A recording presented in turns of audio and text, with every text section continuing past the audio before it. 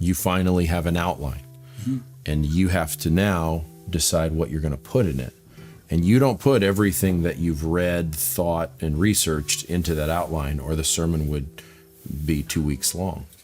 No, what I do is I write out a rough draft. I write out a rough draft for the purpose of getting the logical flow.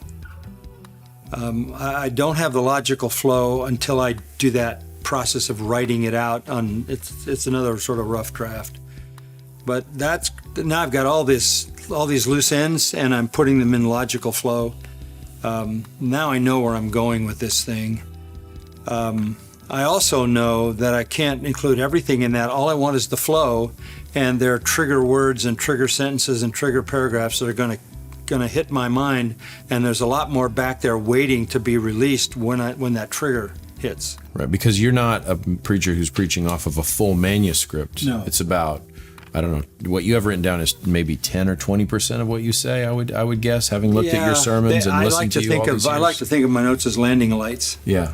You know, I'm trying to land this thing, right? And I have to stay on track, because I preach to the same people for half a century.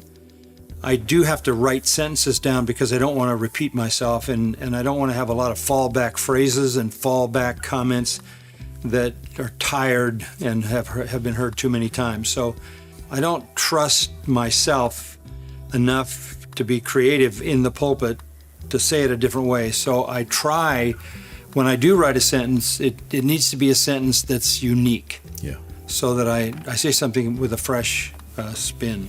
So are you trying to craft especially your thesis sentence or your kind of first words? Are you usually coming in with knowing exactly how you're going to start that sermon? Well, I don't really get an introduction and a conclusion till I have the sermon sort of shaped, because I have to know what I'm going to say. Then I can back up to how I want to introduce it. And you got a lot of options there. Right. You can pick a lot of ways to go. But sometimes the introduction, and even though in my final notes it's the first thing I write, it may be the last thing I put in my rough notes. Right.